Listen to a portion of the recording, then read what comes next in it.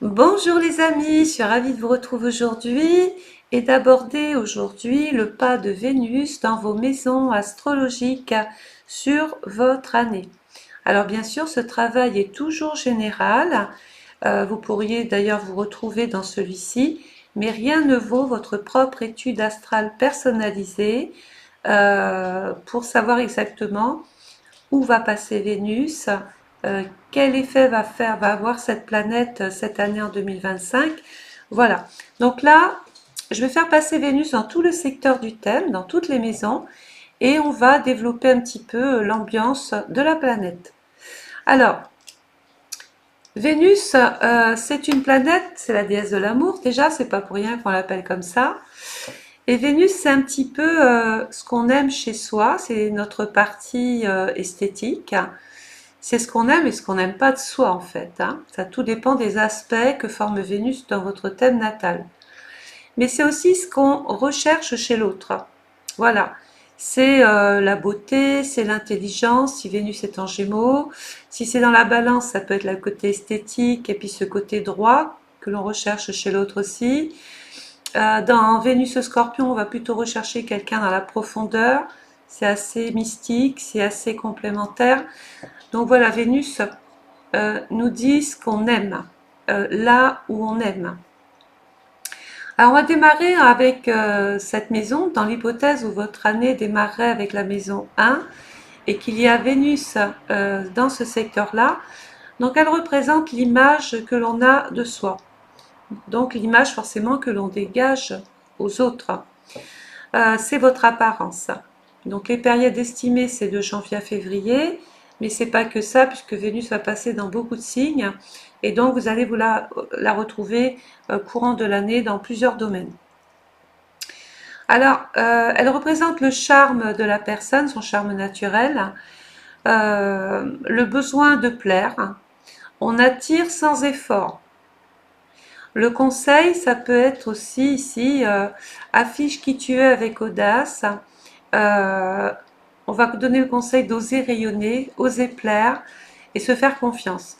Là où il faudra un petit peu se méfier de la superficialité, pardon, ou de vouloir séduire tout le monde.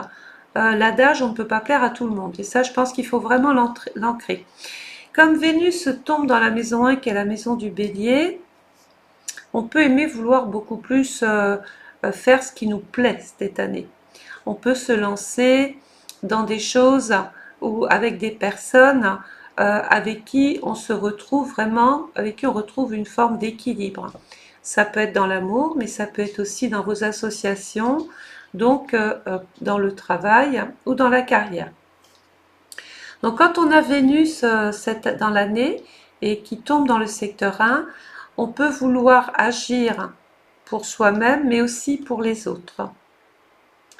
Alors, si la balance, par exemple, puisque la balance ou le taureau, c'est la planète de ces signes, si par exemple le taureau est en maison 5, un exemple tout bête, on va vouloir plaire par amour et faire des choses par amour, s'investir dans l'amour. Il y a peut-être aussi la créativité qui pointe le bout de son nez. Ce que vous faites peut plaire, par exemple. On arrive à vous dissocier des autres parce que vous avez du talent, vous avez des choses qui sont propres à vous. Allez, on va passer maintenant Vénus dans la maison 2. La maison du taureau dit qu'elle est en domicile. C'est aussi donc là la maison des finances, de l'argent, mais c'est aussi l'estime de soi. Voilà, comment vous voyez-vous cette année? Alors, il y a de l'attirance avec les plaisirs matériels, on aime l'argent, on aime se faire plaisir, on peut aimer vouloir dépenser plus que d'ordinaire. Il peut y avoir une attirance vers les produits ou des achats esthétiques ou de confort. Voilà, on œuvre pour son confort cette année. On s'investit dans ce qui a une vraie valeur pour soi-même. Le petit conseil, il va y avoir des dépenses impulsives et des compensations affectives par l'argent. Donc attention à la partie vénale ici, soit pour vous ou l'autre, hein. Donc Vénus ici, on se plaît dans son métier, on aime ce qu'on fait, On peut recevoir ici l'approbation d'une personne, on peut recevoir des éloges, on peut vous aimer dans le travail, vous dégagez quelque chose, vous avez une sorte ou une forme de charisme qui est propre à vous. Bref, on vous aime. Alors, on vous aime quand tout est bien réuni. Si dans votre thème, par exemple, Vénus forme un carré à Saturne, bah là, vous n'êtes plus aimé du tout. Vous vous sentez rejeté, abandonné, vous ne prenez plus de plaisir dans ce que vous faites.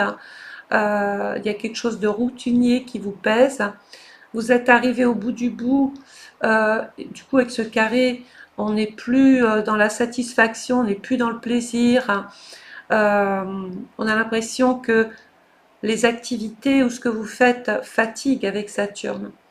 Il peut même y avoir des froids ou de la distance avec certaines personnes ou des personnes qui partent en retraite, des personnes envers qui vous étiez Vénus attaché et qui doivent partir.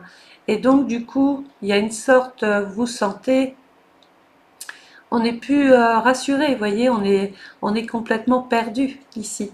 Mais tout le monde n'aura pas Vénus carré Saturne, hein. Je vous fais des petites parenthèses entre-temps pour bien vous faire voir que pour qu'une planète agisse favorablement sur vous, il faut vraiment que toutes les composantes soient bien réunies. Alors on va passer à Vénus en maison 3. On aime parler, on aime communiquer, euh, on aime vous entendre parler. Voilà, vous avez de la douceur dans les mots, vous avez de la poésie, vous êtes douce, vous œuvrez pour l'harmonie, pour l'équilibre. Pour autant, vous n'aimez pas l'injustice. Voilà. Alors la maison 3, c'est la maison de la communication, la relation avec les frères et les sœurs. Donc là, pareil, en fonction du thème, on voit si c'est bon, si c'est pas bon. Là, on pense que c'est bon. On voit une période mars-avril 2025 qui est marquée. Donc là, la parole est douce, les relations sont harmonieuses avec l'entourage et les proches. Le conseil de cette période, il va falloir exprimer ce qu'on ressent avec délicatesse, avec diplomatie, soit par les écrits, soit par la parole. Il va falloir se méfier des paroles enjolivées qui manquent de sincérité. Ça, c'est dans l'hypothèse où Vénus serait ou formerait un mauvais Yuki, un mauvais aspect à une planète. Qu'est-ce qui peut se passer? Alors, si Vénus forme par exemple un sextile ou un trigone à Jupiter, tout est harmonieux. Vous êtes au devant de la scène, ça dépasse ce que vous attendiez. On est vraiment, on fuse, on a vraiment l'imagination féconde. Jupiter va augmenter justement les caractéristiques de Vénus. Ça peut être l'amour de son entourage, des déclarations d'amour, une proposition de mariage aussi. On peut recevoir une très très bonne nouvelle par exemple grâce à Jupiter. L'amour grandit ici et on vous l'exprime. Voilà. Donc vous avez compris que Jupiter doit forcément être en bonne position, ne pas être attaqué, être bien reçu dans la maison qu'il occupe pour pouvoir aller vers quelque chose de très favorable.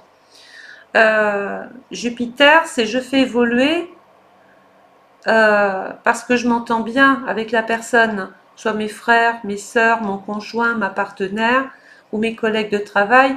Je fais évoluer finalement mes liens parce que je suis dans une ambiance optimiste. Tout est jovial. D'ailleurs, c'est courant ici que l'on voit des faire-part, des invitations, des choses qui vous réussissent. Par exemple, vous êtes en train de passer une formation, faire un stage, passer un concours. Bah, tout est validé, vous êtes reçu. Mais si Vénus fait un carré ou une opposition, par exemple, à Uranus, bah là, ça se complique. Vous voyez, j'aime bien mettre les deux différences. Ça se complique parce que Vénus, c'est toujours finalement celle qui veut exprimer les choses. Mais là, avec Uranus, on est plus dans la colère, dans la rupture, dans la séparation, dans le bouleversement. On est perturbé par sa vie affective. On est perturbé par une ambiance plus ou moins hostile, qui vous déstabilise. Donc ça, il n'y a qu'à travers votre propre étude, évidemment, qu'on peut définir tout ça. Donc, méfiez-vous de tout ce qui est un petit peu trop beau. Voilà, des paroles trop belles, de fausses promesses aussi. Hein. Il vaut mieux moins de paroles et plus d'actes. Voilà, parce que les paroles qui vous disent t'es super, je t'aime bien, heureusement que t'es là. Oui, tout ça, c'est un petit peu des caresses. On va dans le sens du poil. Voyez, on essaye un petit peu de vous manipuler.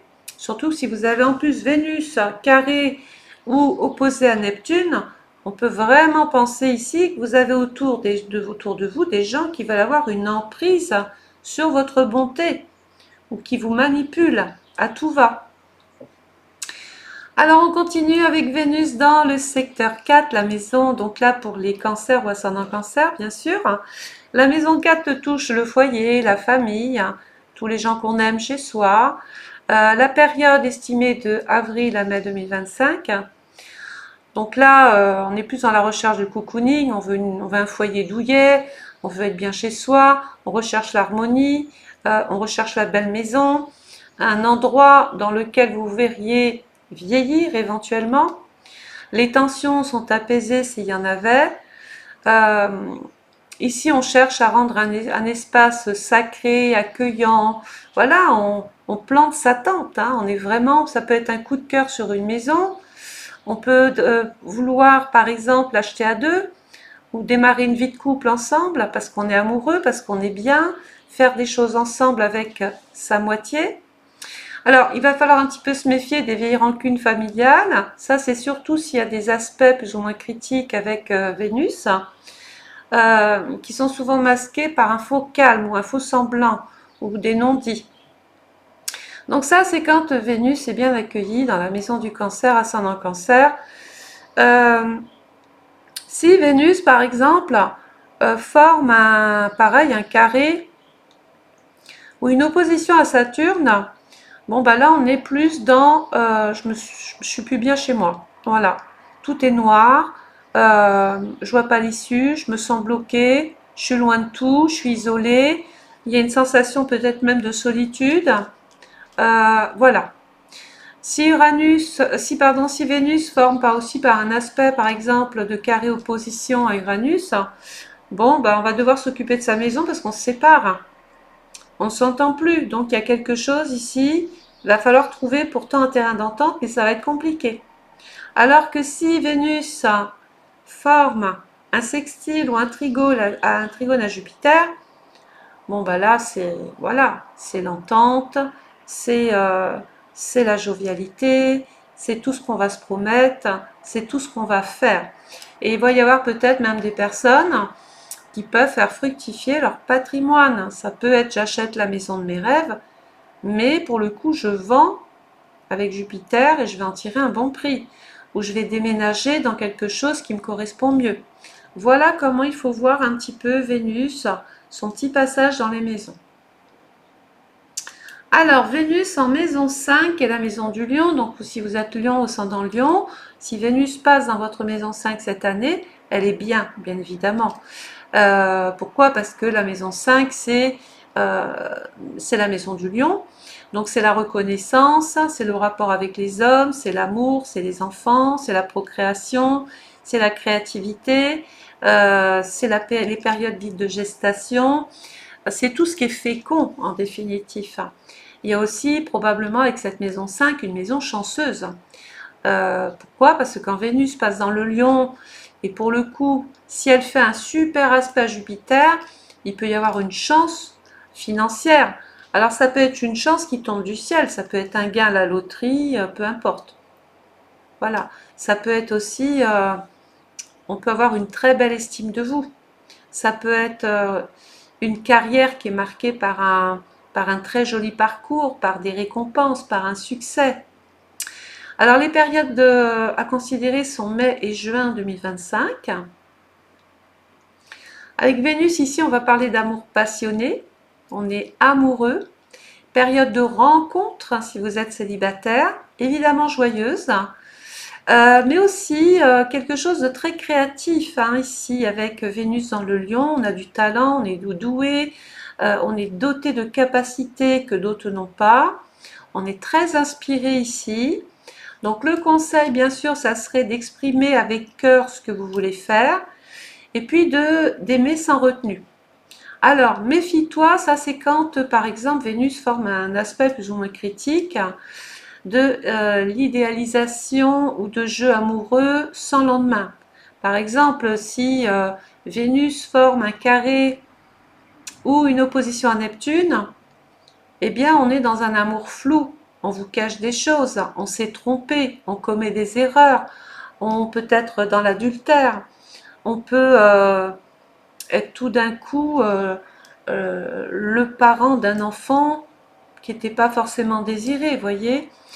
Dans le monde de la créativité, peut-être que on peut exploiter vos dons, vos talents, ou que vous vous trompez sur ce que vous pensez avoir.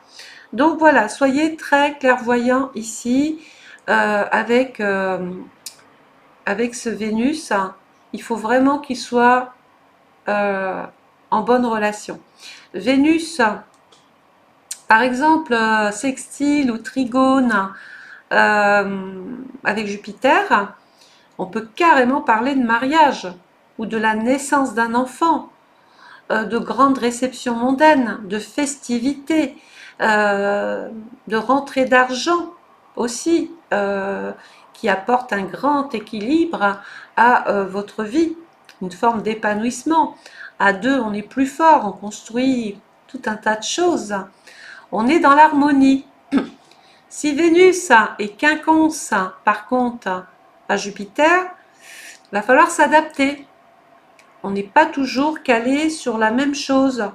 On est en opposition, donc il faut s'adapter à l'autre. Et si Vénus est carré ou opposé Uranus, bon, bah vous avez compris que là, il y a de la tourmente. Hein. On est plus sur une période dite électrique, de séparation, de bouleversement, de rupture. C'est une relation assez chaotique. Là, le rapport avec les enfants peut être compliqué, etc. C'est bien que je vous fasse voir les deux phases de Vénus quand elle va bien et Vénus quand elle est en mauvais aspect. Alors, là, on a Vénus en maison 6, la maison de la Vierge. Donc si vous êtes Vierge, ascendant Vierge, ou si vous avez Vénus dans la maison 6 cette année, on dit qu'elle est en chute. Alors, Vénus en chute, je reprends mon petit post-it là. La maison 6, c'est tout ce que vous faites tous les jours. Vous vous levez le matin, hop, il y a une mission, il y a une activité, il y a un emploi du temps, il y a un travail. Donc le travail au quotidien, mais on parle aussi de votre santé, des petits maux, des petits bobos, des petites pathologies. Cette maison 6, c'est aussi toutes les tracasseries qu'on est amené à devoir régler.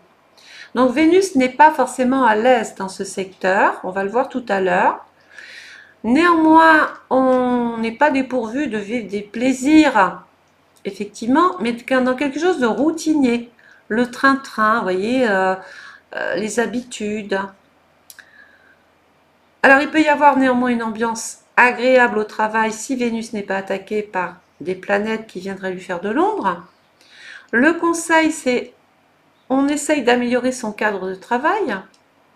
On prend soin de son corps avec douceur, on s'en occupe, on ne se néglige pas cette année. On ne remet pas les examens de santé à plus tard.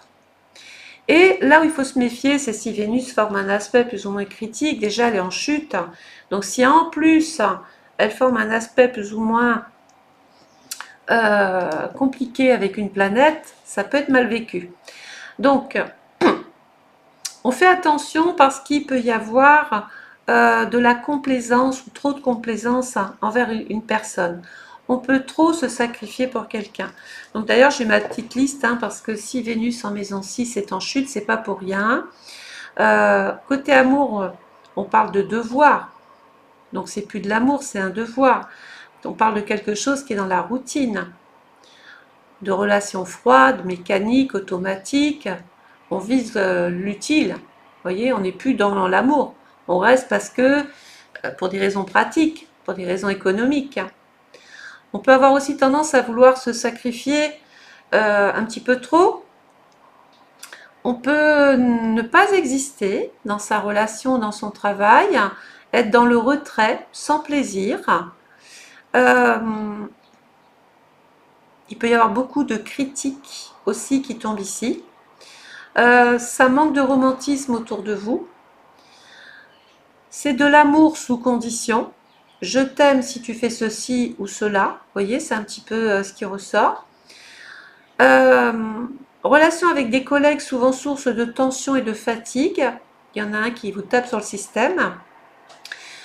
Ne pas réduire l'amour à une checklist, voilà, de qualité ou de comportement. Ne pas soigner l'autre en espérant qu'il ou elle change par amour, parce que là c'est un leurre. S'autoriser à aimer sans vouloir réparer ou améliorer constamment quelque chose. En fait, évitez de faire des efforts qui vous dépassent ou qui ne sont pas naturels, qui ne vont pas avec vous. Voilà, c'est un petit peu ce que j'aimerais que vous reteniez de ce petit passage-là de Vénus en secteur 6. Allez, on y va avec Vénus dans la maison 7. Alors, Vénus en maison 7 nous met en relation avec les partenaires, le couple, les autres, les associations, les contrats. Cette maison vous lie à quelqu'un ou quelque chose. La période estimée, c'est juillet-août 2025. Alors, interprétation, temps fort pour les relations, nouvelles rencontres ou approfondissement d'un lien. Le conseil, choisis l'harmonie avant d'avoir raison.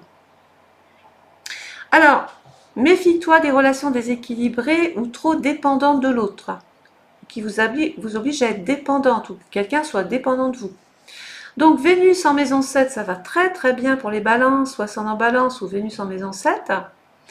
On est dans l'union, on est dans la complémentarité, on retrouve dans l'autre sa moitié, on est dans une forme d'équilibre, on est amoureux, on peut vouloir signer un contrat et trouver du plaisir à travailler avec les autres. Ça, c'est quand ça va bien. Mais quand ça va moins bien, par exemple, si Vénus est toujours carré ou opposé à Uranus, on est plus en train de se séparer et d'avoir des rapports avec la justice, puisque la maison 7, c'est tout ce qui est un petit peu légal, juridique. C'est bien souvent la présence d'un avocat qui vient régler des choses en relation avec votre séparation, avec la rupture. Si Vénus est en mauvais aspect avec Saturne, eh bien, on veut réfléchir. On a besoin de temps. On a besoin de s'isoler. On a besoin de prendre de la distance. Mais peut-être qu'à contrario, vous n'êtes plus aussi épanoui dans votre relation ou dans le cercle avec qui vous étiez en train de travailler jusqu'alors. Donc, il y a une forme de déception avec Vénus-Saturne. Mais par contre, avec Jupiter, s'il y a de très bons aspects, bon, bah là, écoutez, c'est même le mariage, j'ai envie de vous dire. On se paxe, on se marie, on signe des contrats, on prend des engagements. Et sur le plan social et professionnel, il peut être question d'un contrat juteux, avantageux, qui rééquilibre complètement votre situation. Alors, on y va avec Vénus en maison 8. Alors, la maison 8, c'est la maison du Scorpion. Alors, la maison du Scorpion, je m'y mets tout de suite, voilà.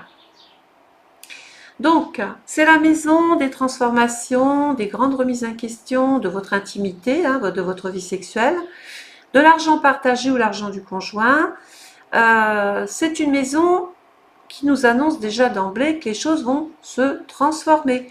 Mais elles peuvent se transformer dans le but de vous faire évoluer.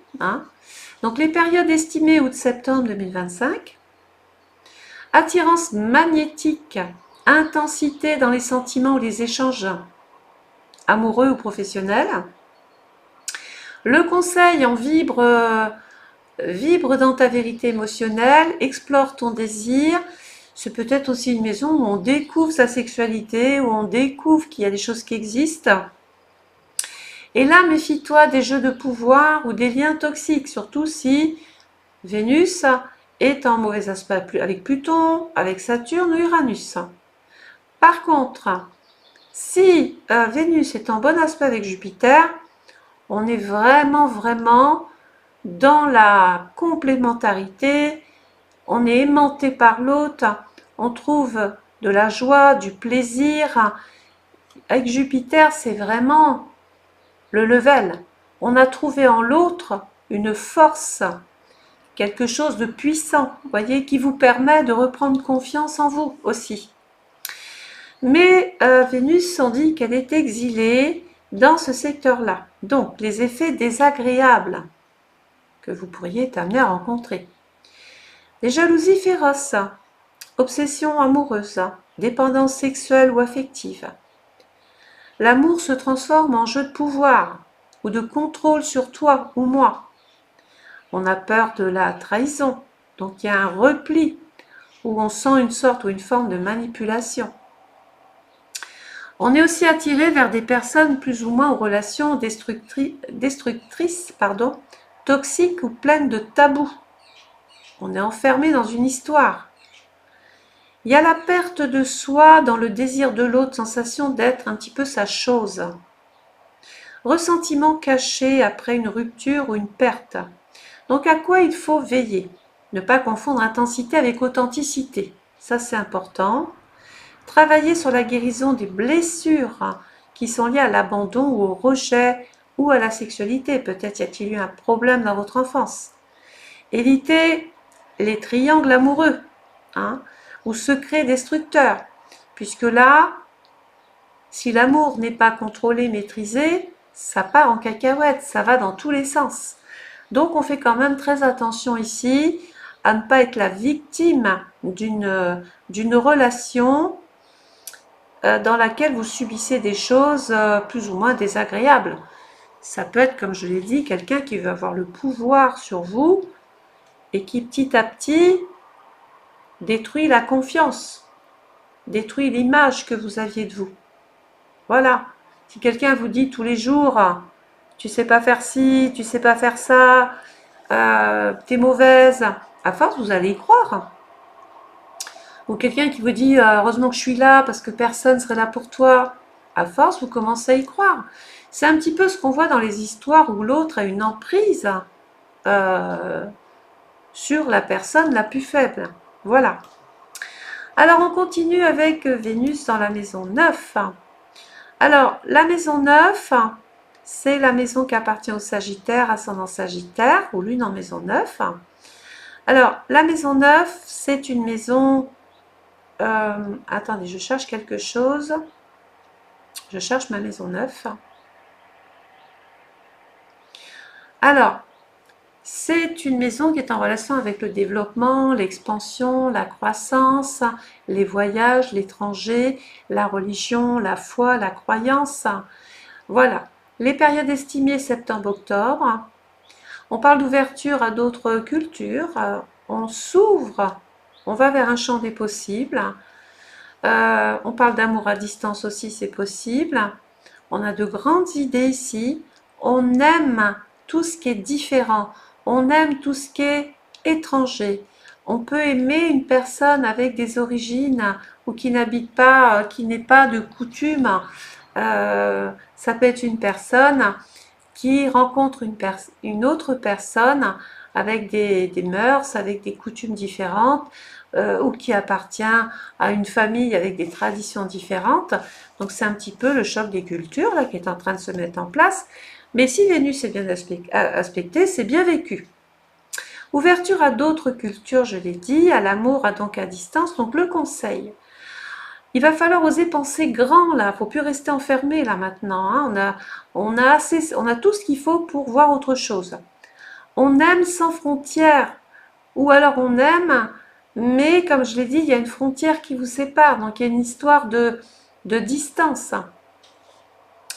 Se méfier si Vénus est en mauvais aspect, on l'a vu depuis le début de la vidéo. Attention des illusions spirituelles ou des promesses floues. Attention à ne pas tomber dans quelque chose, dans des croyances qui ne vous correspondent pas. Donc Vénus est exilée en maison 9. Les effets agréables, goût pour l'aventure amoureuse, amour à distance, quête d'idéal. Maintenant, les effets désagréables. L'amour inaccessible, quelque chose qui est impossible à vivre. L'amour éloigné, soit physiquement euh, ou géographiquement, c'est la même chose. Il y a une crise par rapport aux convictions sentimentales que vous aviez ou de l'image de l'amour que vous faisiez. On cherche un sens à l'amour qui ne vient pas.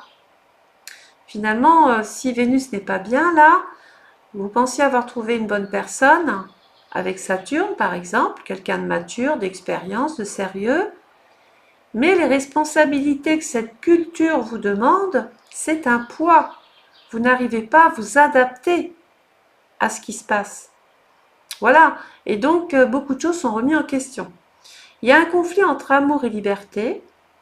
Avant, vous étiez libre, et là, vous rencontrez quelqu'un, je ne sais pas, qui est de tradition, peu importe, ou qui est de coutume, peu importe, et là, ça ne se fait pas. Et là encore, on se sent privé. On a l'impression de ne plus vivre dans quelque chose de normal. Des relations qui existent donc un renoncement, alors soit on peut le faire, soit on ne peut pas, à sa culture, sa foi ou ses valeurs. Donc là, les choses sont claires. Hein. Ce à quoi il va falloir un petit peu plus veiller, à ne pas s'aveugler avec des grandes promesses ou des idéaux qui sont inatteignables.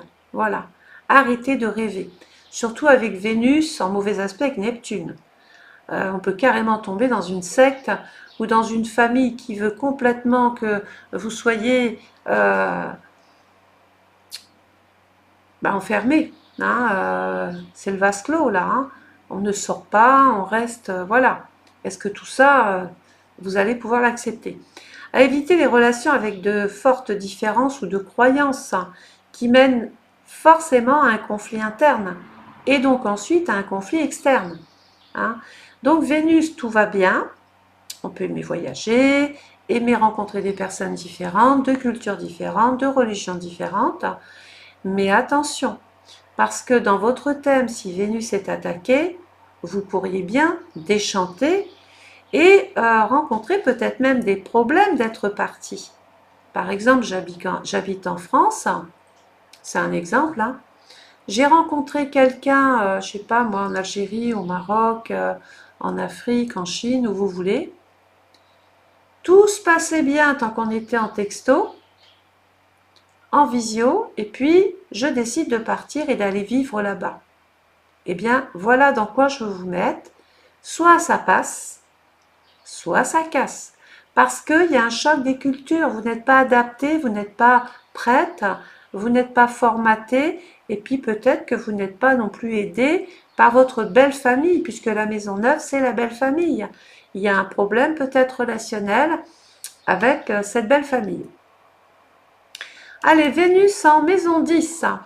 Donc la maison 10 représente votre vocation, votre profession, votre carrière, la reconnaissance sociale, les buts que vous allez vous fixer cette année, tout ce que vous voulez voir se concrétiser. C'est un petit peu ici qu'on le voit.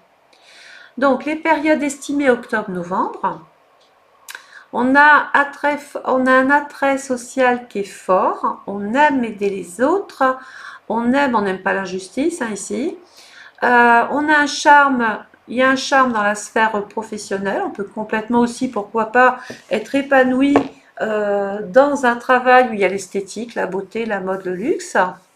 On est mis en lumière ici. Le conseil soit visible, il faut qu'on vous voit. Donc on ne se cache pas derrière les portes. Il faut miser sur son élégance et sa diplomatie. Se méfier, ça c'est si seulement Vénus est attaquée, vous l'aurez compris. Du désir de plaire à tout prix. Arrêtez de vous dépersonnaliser parce que vous vous dites, tiens, si je fais ça, peut-être que je serai plus aimée. Ou si je porte cette robe-là, peut-être que je serai plus aimée. Non.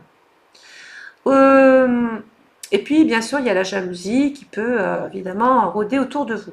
Voilà, la maison 10. Dans un premier temps, j'ai trouvé ma place, je sais où je vais, c'est concret, c'est stable, je suis épanouie, mes collègues sont sympas, j'ai de l'inspiration, j'ai atteint mon objectif, oui, sauf si Vénus est attaquée. Voilà, vous l'aurez compris, si Vénus est attaquée par Saturne, qui elle-même est la planète de la maison 10, on vous en demande beaucoup trop. C'est overcharge, c'est overbooké. Vous vous retrouvez dans quelque chose de lourd. On peut être amené à travailler avec des personnes âgées, il peut y avoir un problème générationnel. On n'est pas à sa place. Il y a peut-être la jeunesse et puis des personnes plus âgées et vous avez toujours l'impression d'être la petite, hein, la petite dernière. Et ça peut vous irriter, vous agacer. Voilà. On ne reconnaît pas non plus votre expérience. Vous avez beau faire, vous avez tout essayé et vous voyez que ça ne bouge pas, qu'on en attend toujours plus de vous. Et ça vous fatigue avec Saturne. Allez, on y va avec Vénus en maison 11, la maison du Verseau. Donc si vous êtes Verseau, ascendant Verseau, ou si Vénus tombe dans la maison 11, cette année, eh ben vous êtes des chanceux. Parce que là, Vénus n'est pas, sauf si elle est attaquée hein, dans la partie méfie-toi, mais sur un plan général, de novembre à décembre, déjà, il y a des projets. Il y a des amitiés, des opportunités, de très belles occasions. On peut intégrer un groupe, se spécialiser, être aimé des autres, où les autres aiment ce que vous dégagez, aiment votre spécialisation. Vous êtes ici vraiment dans l'harmonie. Il y a des liens sociaux qui sont doux, qui sont agréables, il y a de belles collaborations. Vous êtes en train de réaliser le rêve de votre vie. Vos idées sont largement partagées avec le groupe. Il peut y avoir un projet dans votre vie affective aussi. On réunit les amis.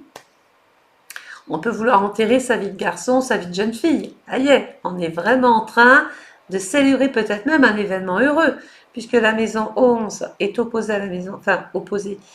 En face, l'axe 11-5, c'est la maison des enfants.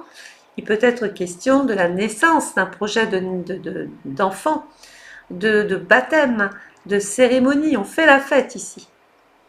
Donc le conseil, c'est se connecter à un réseau qui t'élève, qui va permettre finalement à ce que vous vous dépassiez, voilà, mais ça c'est sans mal. Par contre, si Vénus est attaquée dans ce secteur-là, bon, il faudrait vraiment de sacrés aspects pour venir gommer les bons aspects de cette maison 11, qui est quand même la maison de l'espoir. Mais quand même, on se méfie des relations intéressées ou du conformisme collectif. Voilà, il faut trop se conformer à trop de choses et ça peut vous fatiguer. Voilà, ça peut dérégler quelque chose. Donc, si Vénus n'est pas attaquée et qu'elle est bien, vraiment, c'est une très très belle année pour vous, les Verseaux, ascendant Verseau, ou les personnes qui ont Vénus en maison 11. On peut intégrer un programme qui plaît, faire de très belles rencontres, rentrer dans un projet vraiment qui ouvre des perspectives d'avenir que vous-même n'espériez plus. On peut vous faire des offres pharaoniques, des propositions. On peut parler de personnes qui vous sollicitent. Si vous travaillez sur les réseaux sociaux, eh bien, vous travaillez avec des marques, avec des partenaires, avec des collaborateurs. On vous veut, vous plus qu'une autre. Par contre, si Vénus a une mauvaise configuration, est en mauvaise configuration avec Saturne, avec Uranus, avec Jupiter aussi, bon bah là on déchante. Hein. Les choses peuvent ne plus correspondre à ce que vous vouliez ou ce que vous en attendiez. Donc c'est toujours un petit peu le contraire de ce qui est bon, si vous voulez. Hein. Alors, on va donc aussi maintenant passer à Vénus en secteur 12. Exalté. Bon, un petit bout de café. Donc Vénus en maison 12, on dit qu'elle est en exaltation. Donc déjà, c'est tout bonheur. Elle est bien. La maison 12, c'est la maison du poisson. Donc si vous êtes poisson, ascendant poisson, ou si vous avez Vénus en maison 12, eh bien ce petit travail est un peu pour vous. Le monde de l'isolement, cette maison 12, mais l'isolement intérieur. Les secrets, les choses aussi qu'on veut cacher. Alors la maison 12, c'est les lieux fermés, ça représente les hôpitaux, les cliniques, les centres, dans lesquels peut-être vous exercez, vous travaillez, hein, c'est pas forcément vous qui vous faites hospitaliser.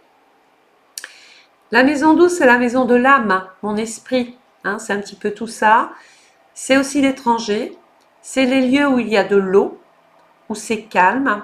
Ça peut représenter les cures thermales, les centres de soins, les thérapies, les médecines parallèles, etc. Elle nous met en relation avec le yoga, avec les nouvelles disciplines qui sont paramédicales, qui sont à côté. On a peut-être envie, je ne sais pas, d'être herboriste. On a peut-être envie de passer végétarienne. Voilà, on est ici en train de vraiment travailler sur quelque chose de différent. Donc, Vénus, qui est quand même la planète de l'amour, dans le secteur 12, nous dit que ici, il y a des amours secrets, où on n'ose pas s'exprimer dans sa vie affective. Besoin de solitude douce, mais aussi de guérison affective. Peut-être avez-vous envie de vous replier sur vous-même, de vous isoler pour réparer des choses. Cultive la tendresse envers toi-même, peut-être à travers des pratiques telles que je vous les ai citées, le yoga, la méditation, la sophrologie. Explorer son inconscient, c'est peut-être le moment d'aller faire des thérapies, de faire de l'hypnose. Voilà. Méfie-toi. Méfie-toi, c'est quand Vénus est déjà plus ou moins attaquée aussi là, des fuites émotionnelles ou des attachements cachés. Donc, on va faire la petite liste, hein, la petite checklist. Les effets agréables de Vénus en maison 12, on parle de douceur, d'amour universel, le don de soi, on est vraiment peut-être même dans l'humanitaire, inspiration artistique, tendresse cachée, capacité de guérison, de guérir. Les effets désagréables. Alors moi, de toute façon, la maison 12, j'ai toujours un petit problème avec elle parce que ce qui est caché n'est pas clair. Donc pour moi, il y a toujours un petit problème quand même.